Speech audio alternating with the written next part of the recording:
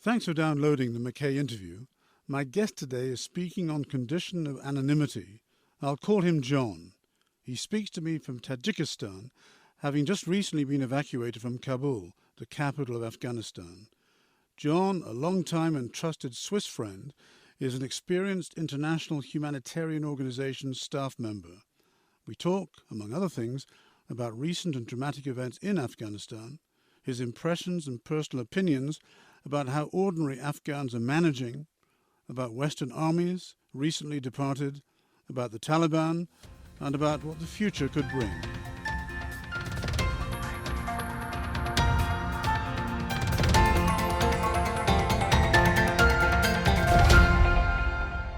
Hello, everyone.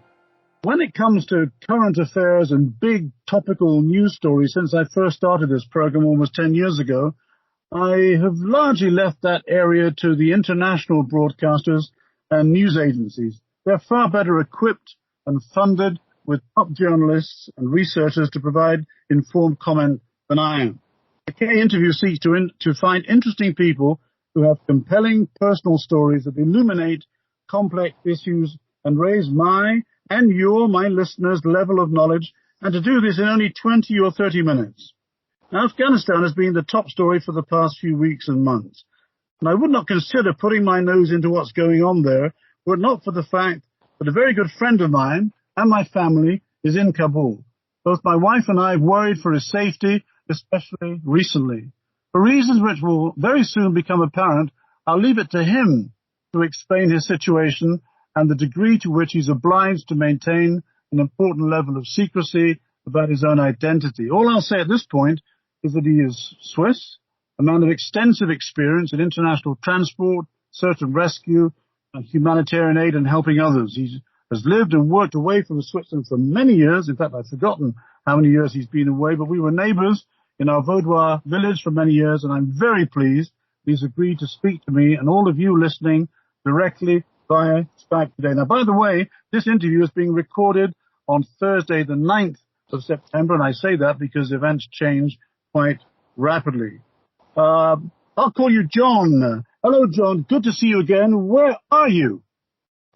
Hello, Michael.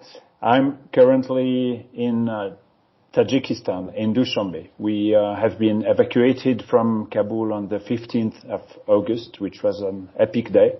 And since we're based temporarily here in safe Tajikistan, waiting for the situation to improve in Afghanistan in order to return and continue our operations.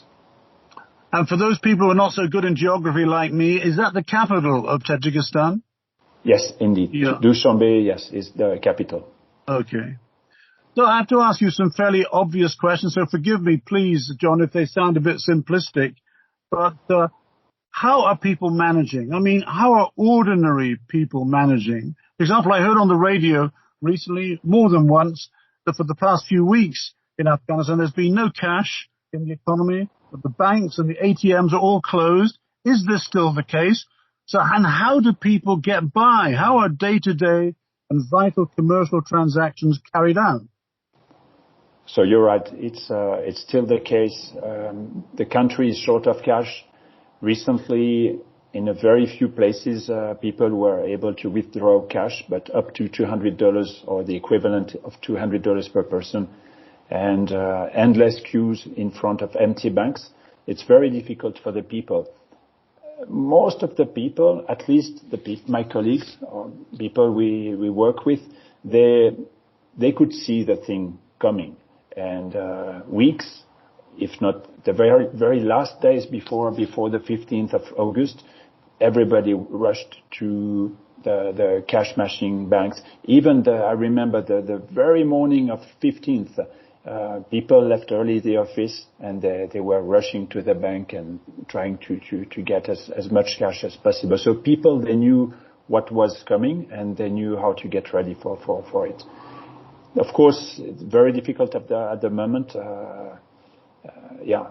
It's struggling. It's a big struggle for everyone in Kabul and Afghanistan. When you talk about people, when you were actually in Kabul, was your circle of professional contacts essentially a mix of internationals and local people, or were you relying mainly on local people, or did you live a fairly isolated life working mainly with foreigners, expatriates, people coming from abroad? What's the mix of people like that you're involved with?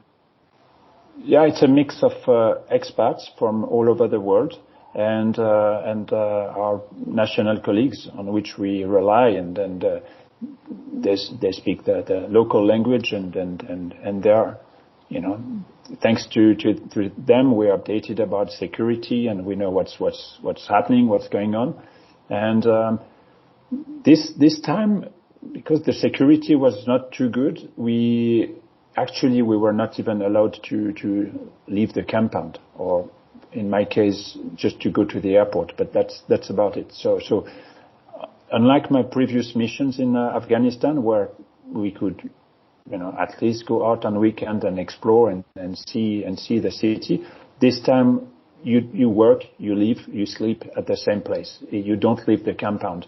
So thanks to our colleagues, we know what's happening outside, and again, for us, we're just stuck between four walls, weeks and months, and we don't even see what's happening in the town. It's a bit frustrating, but this is how it is, and of course for our own safety. Sure. Now, I know you can't say the name of the international organization you're working for, but can you give any sort of indication as to others? Because you had quite a long career doing interesting things for other international organizations. Can you talk about it, or would you rather not? Yeah, I can say this is humanitarian work, and I'd rather stay quiet, no names, but one of the, I've been working for the two major humanitarian organizations. Okay. Just a very practical question, which fascinates me because I've never been to that particular part of the world, but where does the money come from to buy the weapons that we see when we watch our news broadcasts from BBC or CNN? You see these markets on the streets of Kabul and other cities. I mean, how does the place function like that? It's maybe hard to imagine, but when you go to those markets, you have guns next to carpets and to other things, households, and this is for over 40 years. Loads of munitions and weapons have been poured in this country from many different places. It's so common. It's so easy to buy an AK-47 for even $50. It's cost $50 nothing. US, you saying? $50. My God. Without the magazine, but it's another $30 for 30 bullets in the magazine. Yeah. But it's cheap. And as crazy as it sounds, I saw like night vision goggles in their box, new, unused. It's unreal. The things you can see and find. And again, because it's been there have been so many different armies and of course bases and so many containers shipped to Afghanistan, and as always, boxes falling off the trucks and these are containers which have a mix of things, some things which are quite legitimate, food, supplies, and mixed in with other things too. Mix of everything, from food, vehicles, weapons, equipments, everything. It's at one point Kabul and Bagram and Kandahar, those airports where it was 24/7 planes, cargo planes coming from Dubai or further Germany or everywhere, just offloading everything these big bases were needing from they were importing water from Dubai, water bottles from Seriously, Dubai. Water from Dubai. Yes. So a non-stop, air show with massive cargo planes, the biggest ones, loaded with everything. It was crazy. Let's talk about the people for a while, John. How would you describe the health and well-being of the Afghan people, as far as you could see, especially in this time of COVID-19 and the pandemic? I mean, we have it here, but this is a rich country, and we're surrounded by rich neighbors, France, Italy, Germany, and we have our own problems here. But what happens to the ordinary Afghan people with this, in this time of pandemic? So, for some obvious reasons, COVID was not the main concern for Afghans. In Kabul, the pollution is so high. Kabul, the airfield elevation is 1,800 meters. It's high. It's all Kabul is surrounded by mountains. So it's like Villars or Verbier, that sort of altitude. Yeah, absolutely. Yeah. But the problem is it's surrounded by mountains. So basically, the smoke, the pollution doesn't go away, and it gets worse in the winter month when people are burning everything possible. I was going to ask you, what are they burning? Is it wood or what do they burn? Wood is too expensive. Wood is and it would come from far away. So they burn tires, they burn oil, and old engine oil, anything which can burn, they burn. So you live under a black cloud for all winter, and lots of lungs problems, lots of lung disease. So very bad. And of course, in the provinces, big problem is malnutrition for kids. So there are many programs for that. So the average health is not good, not at all. Last winter it was a drought, almost no rain. No rain. Of course, no rain. So it has an impact on the agriculture, of course, which is already not so developed, and not a good year. And what about the non-Afghan or the Western community in and around Kabul? Is there a state, or was there a state of panic or high anxiety among many of them, or would you use other words to describe their mood? And is there a feeling that the vast majority of those who actually wanted to leave got out on time or in time? Yes. We could clearly see more and more people leaving, mostly expats. When the Western governments started to say, well, it's time to go, and so they made a very clear message, like if you don't have anything, go. If you don't have to stay, you should go. And then the last weeks or beginning of August, we could see the Kabul airport terminal full of people from morning until evening. So many charter flights coming from England, Europe, everywhere, and many Afghans already left at this time. The lucky ones. And again, embassies started to get empty. More and more embassies started to close. Less and less international people. Only at the end a few humanitarians and very few embassies, and that was it. So yes, I wouldn't say panic, but you could see people were getting more and more concerned and maybe nervous about the situation, because we could hear we could hear what was happening in the country and how fast Taliban were just gaining ground so of course that people were on the go. Yeah.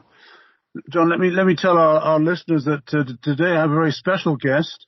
Speaking of anonymity, spent many years with international humanitarian organizations. He's speaking from Tajikistan, but was in Kabul for 2 or 3 years, and delighted to have him in front of me on the screen. He's an old friend.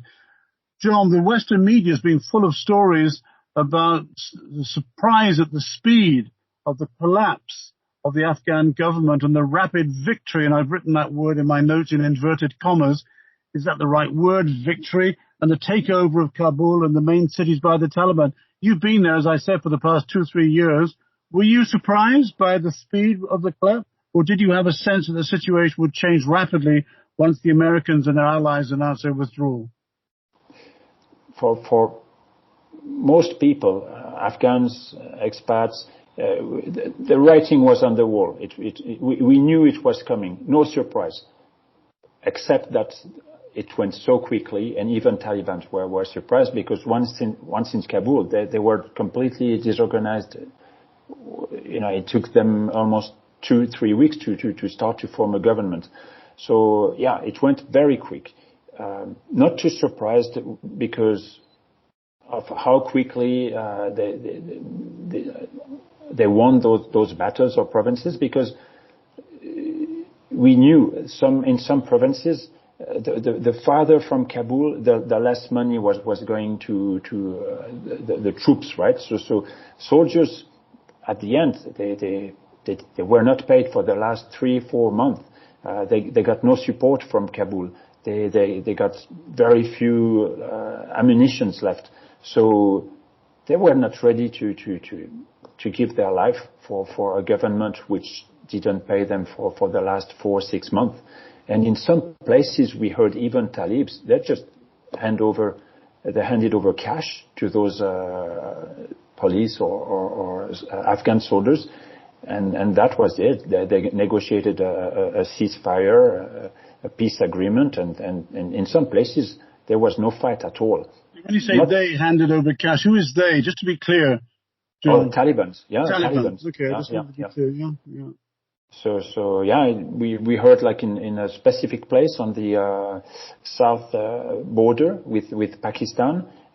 We heard things like they were handing $1,000 to per person per soldier to just drop the weapons and don't fight. And that money goes a long way in Afghanistan. Well, it's almost a year of salary for a regular soldier. As much as that. Yeah.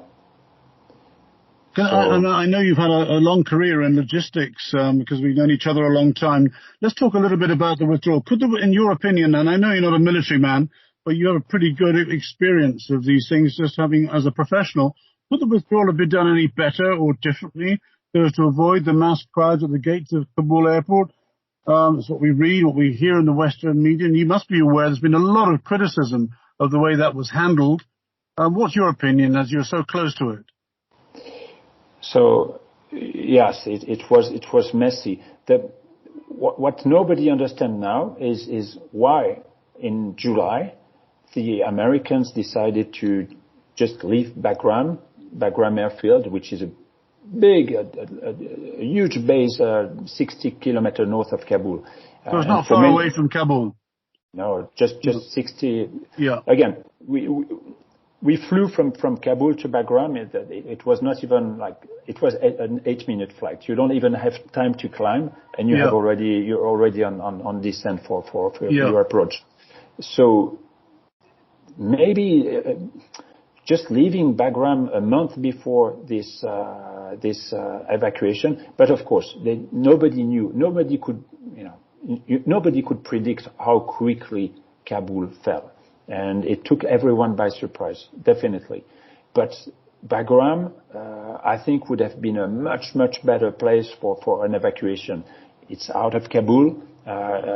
It's a full military base, so the protection was already there. Kabul is a mixed airport, civilian and military. Exactly. Yeah. And again, it was invaded by thousands and thousands of people as soon as they heard this on this Sunday morning that the Taliban were in town, and everybody started to panic at this day. Yeah. There's an old saying that you can choose your friends, but you can't choose your neighbors. Can you express a personal point of view? And if you don't want to, I can understand it. But if possible, can you express a personal point of view on the influence in Afghanistan of neighboring countries like Pakistan, like Tajikistan, Iran, and further away Russia, Turkey, and even China? Give us a sense of how you see the relationship with those countries. Yeah, so here in Dushanbe, many people, like local people, they ask me about Afghanistan and how it is, and because I can feel it's they're worried. They're worried the Taliban would cross the border and start to invade Tajikistan maybe, and you can feel their concern, their fear. Even though Russia has military bases in Tajikistan, and a few weeks ago they had big military exercise close to the border, just to flex muscles and to remind everyone that Russia is there, so ready if needed. But worried. The Tajik are concerned with the Taliban. You mentioned Pakistan. Pakistan, well, we know forever Pakistan is playing a double game, and for many years already. When the Soviet invaded, and they played double games with the US and the Mujahideen and all these neighbors, it's still the case. Of course, the last thing they want, because Iran is trying to get close to Afghanistan as well, and for Pakistan it's a threat. So they don't want Iran to be too close or too friendly to Afghanistan. Uzbekistan, they're not too concerned because they have a strong economy, they have a strong army, and they don't feel any threats. What about a NATO member like Turkey, and then further afield, big China? Huh? I mean, what's your impression? What have you seen? What have you heard there? So we know that Turkey, they would like to stay in charge of the Kabul airport. The Taliban are not. They don't want the Turk to be there. They don't want any foreigner to be here. The Taliban. Yeah. They want all the foreigners to be out. But I think the main player is going to be China. And why do you say that? Well, for the record, China have been the first country to recognize the Taliban as the new authorities, and it's a neighbor country.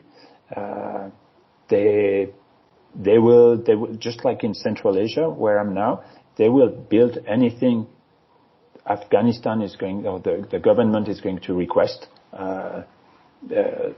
Hospitals or highways or factories or anything, and of course in return they will ask for parts of lands or some rights to explore for mineral and things. They know what they're doing. It's very smart. They're very smart, very organized. And we see that in Africa, and we see that everywhere, actually. They're everywhere. Yeah, absolutely. And here in Dushanbe, they're building a new town. And this is what they're doing. So it's a different kind of, Let's go back as we sort of move towards the end of our conversation, John. Let's go back to the West, the Western allies. What have you seen and experienced that would indicate to you and to me and our listeners that the Americans and their allies were a force for good for Pakistan and the people of that country over the past 20 years, bearing in mind, as you know, that their stated strategy, the Americans and the British in particular, was to prevent further terrorist attacks on the US and British mainland rather than nation building in Afghanistan. What's your say? You smile. I can see you on the screen. Tell me a bit more about what you're thinking. I've seen so many military bases in the middle of nowhere, especially on the western part of Afghanistan. And as you know, western part is the border with Iran. With Iran. Yeah. So when you see like state-of-the-art airfield, airports, some of them are like little towns with thousands and thousands of troops, and the latest possible equipment, from drones to jets to everything, and so close to the border, one can think, why are they there in the middle of nowhere? So I'm thinking they knew why they spent so much money. Is it really to protect, or I'm not so sure. I have my own idea about that. And another thing of course, I know media, Western media, they're painting the Taliban in black and yeah, but it was like a week ago when the last Americans left Kabul. It's been like 2 days of celebrations. Of everybody was just so happy. It was like happy celebration shootings for 2 days. To me, it means something. And when not a few people, but all the country is just so happy, beyond words, to see finally the Americans leaving. Then again, you can see that in different ways. But to me, it tells me that they're not going to be missed, the Americans. And I'm not saying what they did is good or bad. I'm just saying what I see is the Afghans are not going to miss the Americans. Well, my question to you now, obviously, you're not surprised that I should ask you this, is are the Taliban good for their word? Because their PR machine, as I see on television, is pretty good.